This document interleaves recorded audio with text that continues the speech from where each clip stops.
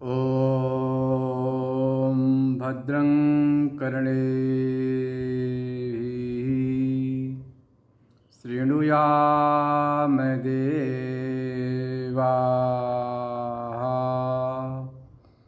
भद्रं पश्येमाक्षभिर्यजत्राः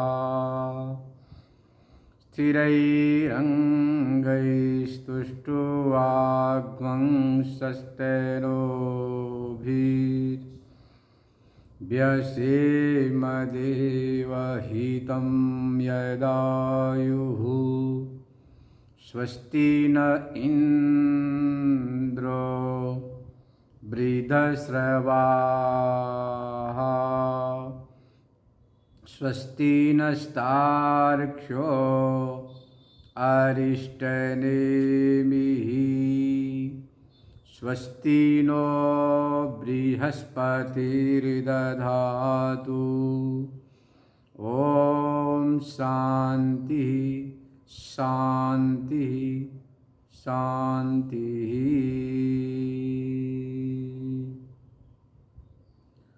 पतित पावनी कलुष भंगिनी माँ गंगा के तट पर संवस्थित श्री विद्यालोक न्यास हरिद्वार से आप स्वाध्याय श्रवण कर रहे हैं।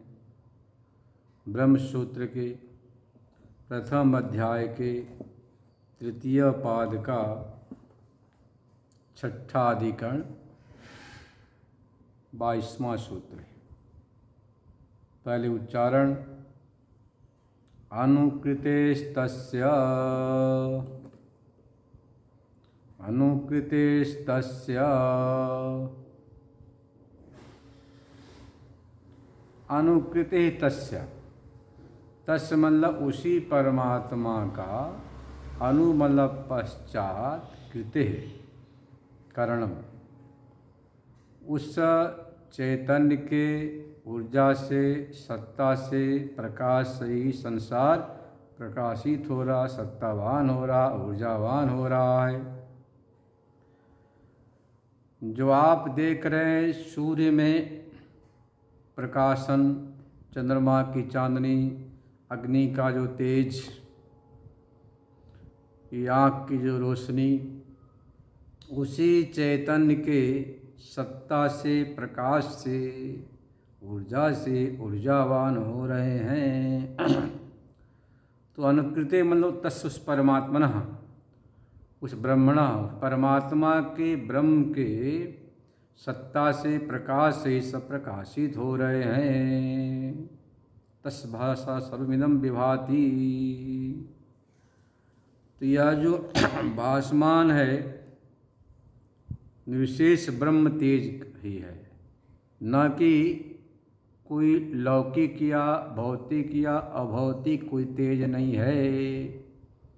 इस बात को खंडन करने के लिए इस सूत्र का अवतरण होता है कि चैतन्य का ही अनुकृति है, अनुकरण है, न कोई भौतिक तेज।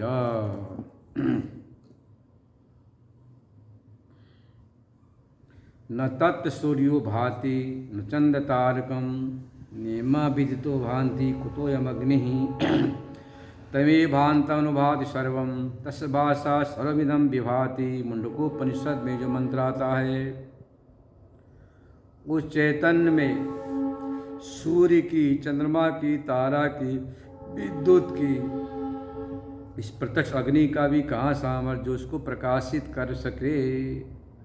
तमे भांतम उस चैतन्य की सत्ता से ही सूर्य, चंद्रमा आदि प्रकाशित होते हैं। इति समामनन्ति ऐसा कथन किया गया है।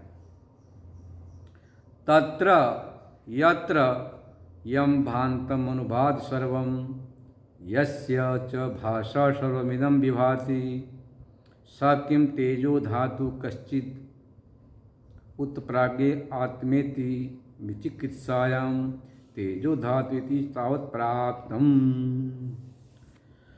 यहाँ जो श्रुतिवाक्य यत्र यम भान्तम अनुभात सर्वम, उस चैतन्य के प्रकाश से के बाद सब प्रकाशित होते हैं, उसी का सब प्रकाशन है। सर्विदम विभाति। तो यहाँ तेज विशेष है या प्राज्ञात्मा, ऐसी विचिकित्सा मतलब संशय होती है। इस प्रकार से विचिकित्सा संशय होने पर कहते हैं कि तेज स्वभाव कम सूर्यो भासमाने न भासते। तेजस स्वभाव यह जो कोई ऐसा चीज नहीं है। तथा स सूर्येण सर्विदं चंद्रतारिका स्मिन्ना भासते सोपी तेज स्वभावे कच्चित गम्यते। कहते ऐसा कोई तेजस स्वभाव का है, जिस तेजस स्वभाव के कारण से यह संसार उसी के चैतन्य के से सत्ता से प्रकाशित हो रहा है। ऐसा कोई तेज विशेष है, ऐसा समझना चाहिए। ऐसा पूर्व पक्ष कहता है। कश्चित अवगम्यते, क्या कश्चित तेजस स्वभाव, ऐसा कोई पदार्थ ऐसा मानो। अनुभानपि तेजस स्वभाव का एव उपपत्ते समान स्वभाव केशु अनुकार दर्शनात् गच्छन्तम अनुगच्छति तिवत्। मतलब चलते हुए के साथ चलता है, पीछे पीछे चलता है, आगे चल रहा उसके पीछे पीछे चलता है, उसके समान ही यहाँ बन जाएगा। तस्मात् तेजो धातु कश्चित, तेज पदार्थ को ऐसा है, ऐसा प्राप्त हुआ। तब कहते हैं कि प्राप्ति ब्रूमः। ऐसी आशंका होने पर हम कहते हैं ऐसी बात नहीं है। प्राज्ञात्मा भवितुमर्हति, वो प्राज्ञात्मा ही है। अनुकृति शब्द का प्रयोग किया गया है। तमे भांतम अनुभाति सर्वम, उसी चैतन्य की सत्ता से संसार सत्तावान हो रहा है। जब तक वह चैतन्य की सत्ता न हो तब तक प्राणन क्रिया नहीं होगा, पानन क्रिया नहीं होगा। इसको बता दिया है गया अन्यत्र। न प्राणे न पाने न मर्तो जीवति कश्चन, इतरेण तो जीवन्ति यस्मिन्नेतोपासितो। यह जीवात्मा प्राणी प्राणन अपानन क्रिया करता हुआ जीवन नहीं जीता है, बल्कि जिस चैतन्य की सत्ता से प्राणन हो रहा पानन हो रहा है, उसी चैतन्य के सत्ता से जीवन धारण कर रहा है, न कि प्राणन पानन के द्वारा। तो भारूप सत्य संकल्प छांदोग्य श्रुति भी कहती है स्वयं प्रकाश है। ऐसा प्राज्ञात्मा है, कोई तेजो धातु तेजस पदार्थ नहीं है। इस प्रकार से सिद्धांति ने सिद्ध कर दिया। तस्य भाषा सर्वमिदं विभाति, स्पष्ट कर दिया। उसी चैतन्य के भाषा से, प्रकाश से, सत्ता से, ऊर्जा से, चैतन्य ज्योति से सारा संसार ऊर्जावान सत्तावान हो रहा है। इसीलिए कहा गया है बृहदारण्यक में, तद्देवा ज्योतिषाम ज्योति आयुर्ह उपासते अमृतम। बृहदारण्यक उपनिषद के चतुर्थ अध्याय के चतुर्थ ब्राह्मण के 16वीं कंडिका बात आई है। तद्देवा, उसी को देवता लोग, ज्योतिषाम ज्योति, जो ज्योतियों का परम ज्योति है, आयु रूप से उपासना करते हैं। यदि आपने आयु रूप से उपासना किया तो आयु की प्राप्ति है ना, अल्पायु नहीं होता है। अमृतम, उसकी मौत नहीं होती है, क्योंकि नियम है उपास्यानुसार ही उपासक को फल मिलता है। तो आपने उपासना किया है आयुर्भाव से, अमृत भाव से, आयुर्ह अमृतम उपासते, वही चैतन्य है, न कि तेजो धातु तेजस पदार्थ है कोई।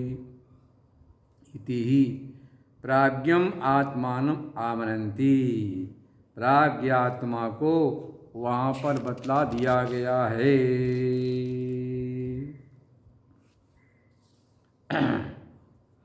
अन्यत्र भी कहा गया है, न तत् सूर्य भाव न चंद्र तारकम, अरे भाई उसको तो सूर्य चंद्रमा ही प्रकाशित नहीं कर सकता है। यस्मिन् द्यौः पृथ्वी चांदिक्षम ओतम पर्वतम, जिस चैतन्य की सत्ता में द्यौ पृथ्वी अंतरिक्ष ओतप पर्वत हैं, तमेव एकम आत्मानं जानथ, उसी एक आत्मा को जानो। अन्य तो सब क्या है, वाणी का विकार है, औपाधिक है, इन सब को छोड़ दो, उसी अपने स्वरूप में प्रतिष्ठित हो जाओ, वही सत्य है। अब आप देखिए न, अपने आयु के लिए लोग अनेक प्रकार से उपाय करते हैं, पर भगवती श्रुति स्पष्ट करती है, तद्देवाः ज्योतिषाम ज्योतिर आयुर उपासते अमृतम, वही आयु है, वही अमृत, इस प्रकार से उपासना करते हैं। जो कोई भी इस प्रकार से उपासना करता है उसकी बहुत लंबी आयु होती है, हमें तत्व को प्राप्त करता, आदि व्याधि नहीं होती है। तो यह बतला दिया यहाँ पर ब्रह्मसूत्र में, वह सबका आधार है।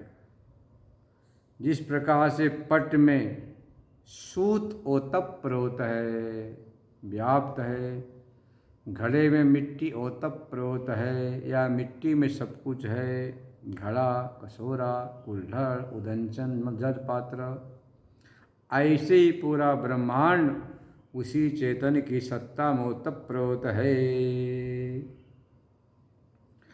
हिरण्मय परे कोशे विरजम ब्रह्म निष्कलम तच्छुभ्रम ज्योतिषाम ज्योति तद्यत् आत्मविदो विदुः। वह कहते हिरण्यमय कोश है, विरजम, रज मतलब अविद्या से रहित है, विगत रजा विद्या से रहित है, ब्रह्म है, निष्कल है, शुभ्र है, स्वयं ज्योति प्रकाश है, जिसको आत्मज्ञानी जानते हैं। तद ज्योतिषाम ज्योति तिह इदम उत्थितम कहा गया है, और ज्योतियों का भी ज्योति, सूर्यादि चंद्रादि ज्योतियों का भी ज्योति है। इसलिए भी यहाँ तेज धातु मतलब पदार्थ यहाँ पर ऐसी कल्पना नहीं कर सकते हैं, कल्पना का गुंजाइश ही नहीं है। जो भी उपलब्ध होता है उन सारे तमाम ज्योतियों का ज्योति है। यद यद उपलब्धते तत्सर्वम ब्रह्मणि ज्योतिषा उपलब्धते, उस ब्रह्म के चेतन ज्योति से सबकी उपलब्धि होती है। ब्रह्म तुलनान्य न ज्योतिषा उपलब्धते, ब्रह्म किसी दूसरे ज्योति का कार्य नहीं, उपलब्धि नहीं होती, क्यों? स्वयं ज्योति स्वरूप है, स्वयं ज्योति स्वरूपत्वात् इन सूर्यादय तस्मिन् भायुः ब्रह्म ही अन्यत् विनक्ति न तो ब्रह्मानेन विद्यते। ब्रह्म सभी को प्रकाशित करता है, भला उसको कौन प्रकाशित कर सकता है। आत्मनैव अयम ज्योतिषा आस्ते, उसी आत्म ज्योति से प्रकाशित होता है। अग्रियो न गृह्यति इत्यादि तमाम श्रुतियाँ भी प्रमाण हैं। अपि च स्मर्यते, अपि च स्मर्यते स्मृति वाक्य भी है। भगवद गीता में कहा गया है, न तद्भासयते सूर्यो न शशांको न पावकः यदि गत्वा न निवर्तन्ते तद्धाम परमं मम। वह जो भगवान का धाम सूर्य चंद्र पावक भी प्रकाशित नहीं कर सकते हैं, जिस धाम को जाने के बाद पुनरावर्तन नहीं होता है। यदादित्यगतं देव जगद्भासयते अखिलं यच्चंद्रमसि यच्चाग्नो तत्तेज विद्धि मामकम् इति च। भगवान यहाँ तक कह दिया सारा तेज है उस मुझ परमात्मा का ही तेज है। अब अगला 7वां अधिकरण आता है प्रमिताधिकरण। शब्दादेव प्रमितः, शब्दादेव प्रमितः। अंगुष्ठ मात्र पुरुषो,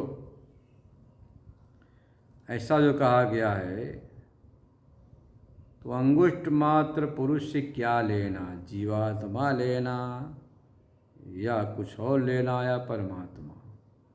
तब कहते हैं ईशानोभूत व्यस्त जो वाक्य इससे ईशान सबसे परमात्मा ही लेना। अब अंगुष्ठ मात्र का तात्पर्य है कि प्रत्येक प्राणी के अंगूठे प्रमाण का हृदयाकाश है। इस दृष्टि से कह दिया अंगुष्ठ प्रमाण पुरुष औपाधिक नाम उसका पड़ गया। अंगुष्ठ मात्र पुरुषो मध्यात्मनि तिष्ठति इति श्रूयते। अंगुष्ठ मात्र पुरुषो ज्योतिरिव अधूमकः ईशानो भूद्भव्य स एव अद्य सौ स्व एतद्वैतत् काठकोपनिषद। अंगुष्ठ मात्र पुरुष से ज्योतिरि बिना धुआं के ज्योति है, भूत भविष्य वर्तमान का शासक है, जो आज वही कल है, अपरिवर्तनीय है, वही एतद वही तत् हे नचिकेता, वही है तेरी आत्मा है। अब यहाँ पर शंका होता है जो अंगुष्ठ मात्र पुरुष सुना गया है वह विज्ञानात्मा है या परमात्मा, जीवात्मा है या परमात्मा, क्या लेना चाहिए। पूर्व पक्षी कहता है कि इतना बड़ा महान आत्मा है, भला वह जो है ना इस अंगुष्ठ प्रमाण में कैसे आएगा। इसलिए यहाँ पर ले लो आप विज्ञानात्मा। हाँ, ऐसा पूर्व पक्ष का कहना है। विज्ञानात्म उपाधि मत्वा संभवती, विज्ञानात्मा को उपाधि के द्वारा ले सकते हैं, कोई दिक्कत नहीं है।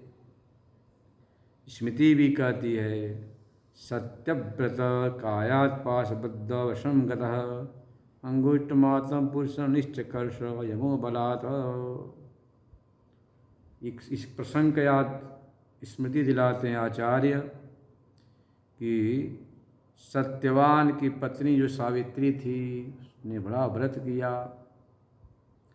यमराज जब आए तो यम पास में उस सत्य व्रत के अंगुष्ठ मात्र पुरुष को निश्चकर्ष मतलब कि पास से बांध कर ले जाने लगे।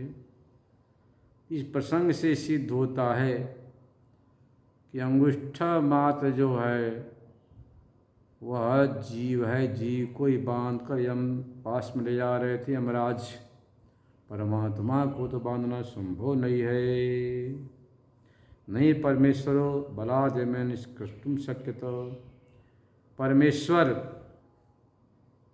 बलपूर्वक जो है ना यम के द्वारा निकाला नहीं जा सकता है। तेन तत्र, इसलिए संसारी लेना अंगुष्ठ मात्र पुरुष से ऐसा पूर्व पक्ष प्राप्त होता है। बड़ा अच्छा तर्क दिया पूर्व पक्ष ने भी। सिद्धांती कहता नहीं भैया ऐसी बात नहीं है, या अंगुष्ठ मात्र पुरुष से सिद्धांती कहता है किसी भी हाल में आप जीव को नहीं ले सकती। इति प्राप्ति ब्रूमः, ऐसा प्राप्त होने पर कहते हैं परमात्मैव अयम अंगुष्ठ मात्र परिमित पुरुषो भवितुमर्हति। अंगुष्ठ मात्र परिमित वाला परमात्मा ही हो सकता है। कस्मात् कैसे, शब्दात, शब्द से सिद्ध हो रहा।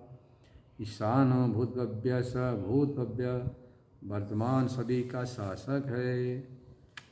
न हि अन्यः परमेश्वरात् भूत भव्य स निरंकुशम ईशिता।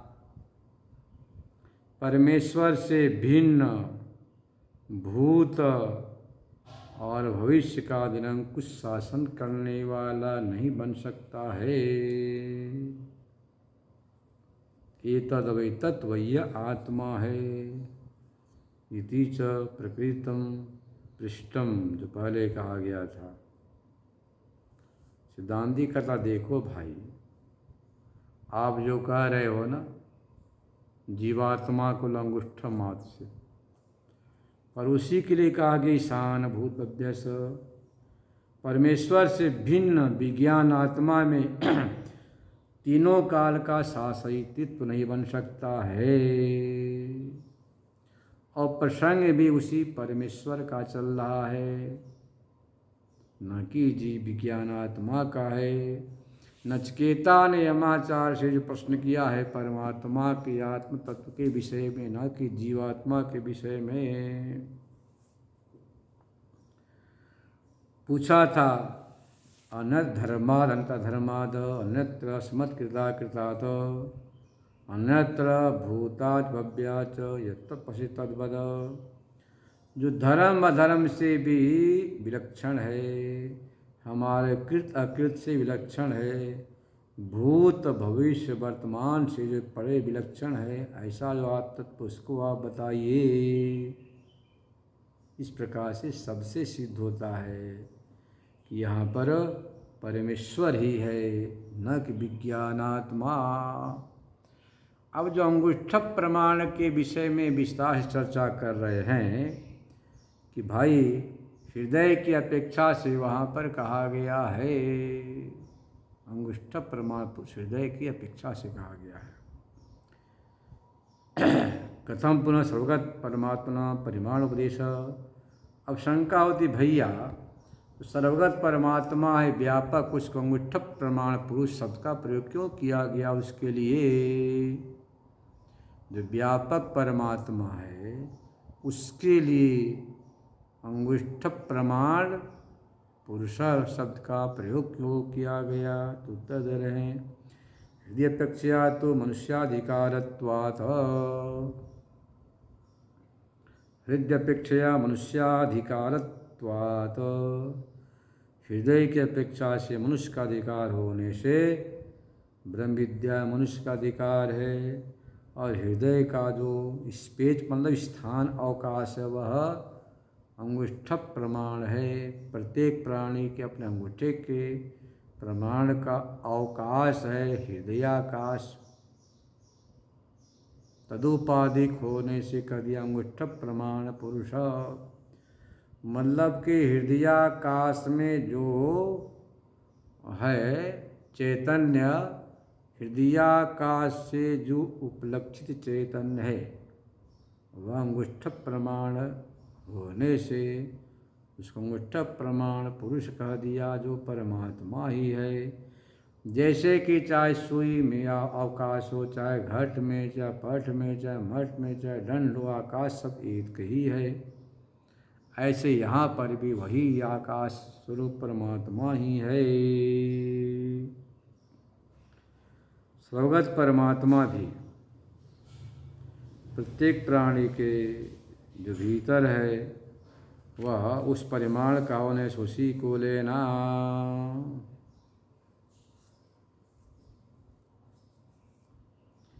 मनुष्याणां च नियत परिमाण कायः औचित्येन नियत परिमाणमेव तेषां अंगुष्ठमात्र हृदयम् अतो मनुष्याधिकारत्वात् शास्त्रस्य मनुष्य हृदयावस्थानापेक्षम अंगुष्ठमात्र उपन्ना परमात्मना स्पष्ट लिख दिया कि देखो भाई, यह जो मनुष्य का हृदय है उसका हृदय अपने अंगूठे के प्रमाण का नियत परिमाण का है।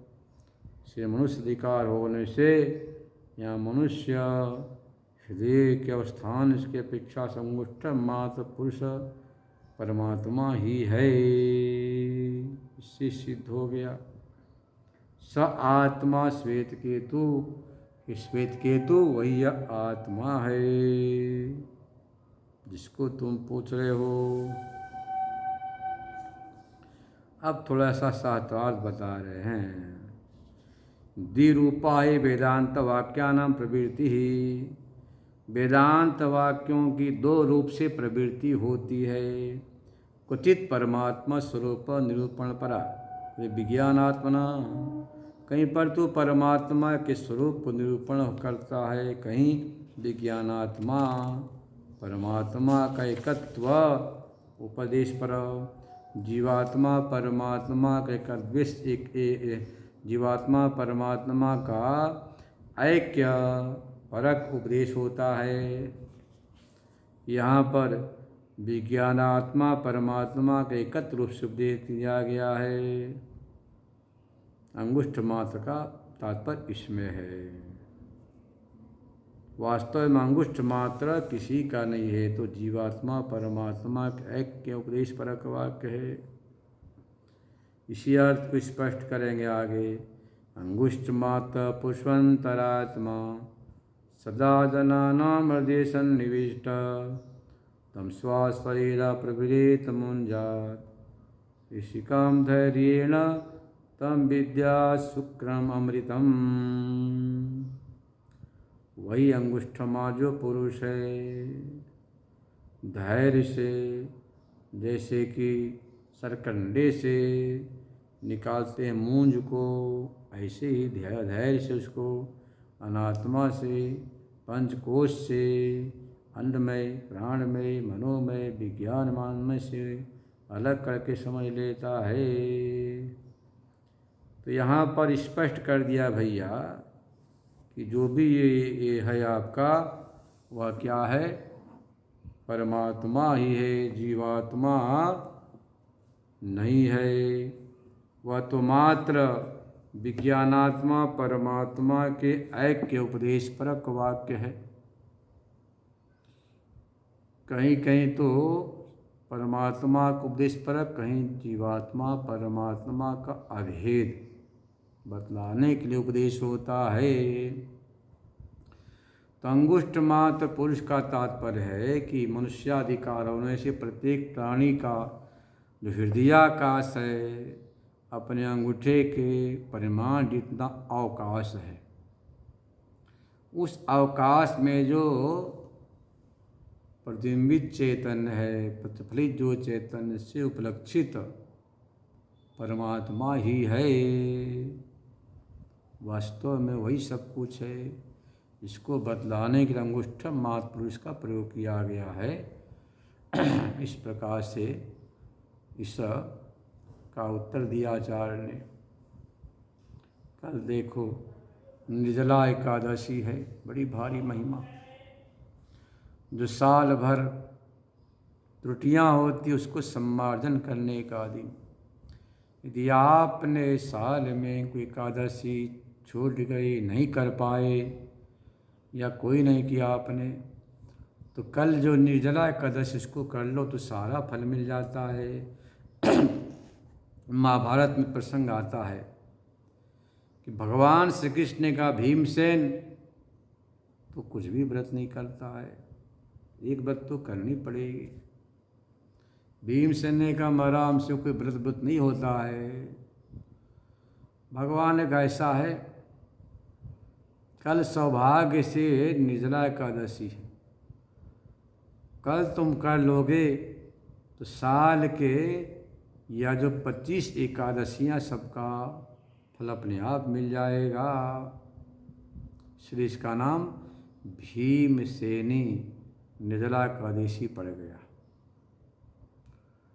यदि आप कल निर्जल न रह सके तो कम से कम मात्र जल से, या पिया नींबू पानी है, मौसम्बी है, या ऐसे पेय पदार्थ लेकर रहें। वह भी न हो सके तो फलाहार और स्वल्प फलाहार इस एकादशी के करने से बड़ा भारी पुण्य मिलता है, जो कल आने वाली है निर्जला एकादशी। क्योंकि वेदांत में भी साधन चतुष्ट संपन्नो अधिकारी कहा गया है। जब तक जीवन में साधन चतुष्ट की संपत्ति नहीं होती तब तक का वेदांत अधिकारी नहीं बनते हैं। साधन चतुष्ट मतलब कि विवेक, नित्य का विवेक होना, वैराग्य, इस लोक परलोक के ऐश्वर्य का आकर्षण नहीं होना। इसके बाद सठ संपत्ति, सम, दम, तितिक्षा, प्रति, श्रद्धा, समाधान। सम अंतःकरण वश में करना, मन को, दम बाह्य इंद्रियों को वश में करना।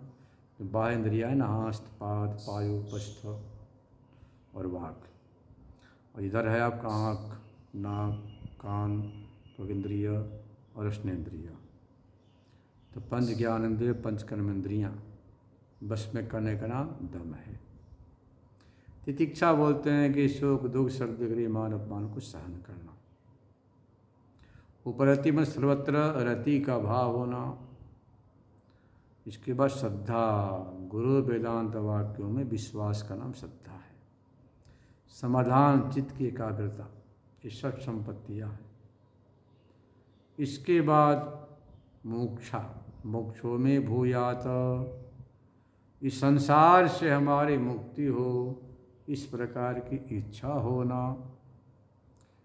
तो जब तक षट संपत्ति नहीं होगी, साधन चतुष्ट संपन्न होंगे, तब तक अधिकारी बन नहीं पाएंगे।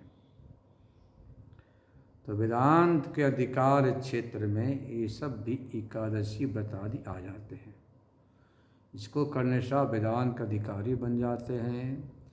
शुद्ध पदार्थ का बढ़िया से चिंतन मनन होता है, निध्यासन होता है। शेष कल श्रवण करेंगे। ओम पूर्णमदः पूर्णमिदं पूर्णात् पूर्णमुदच्यते पूर्णस्य पूर्णमादाय पूर्णमेवावशिष्यते। ओम शांति शांति शांति।